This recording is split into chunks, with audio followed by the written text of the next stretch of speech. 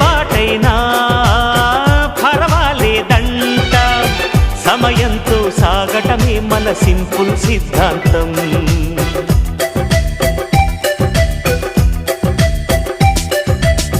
చిరుగాలికి పరిమళమిచ్చే సిరిమల్లెల వనమై ఉందాం, గగనాన్ని నేలను కలిపే హరివిల్లుల బంతెన అవుదాం.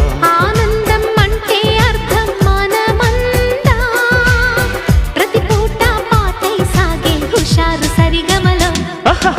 ఎన్నో ఎన్నో రాగాలుండే సంగీతం కాదా, చల్లకి నవ్వుల కేరింత.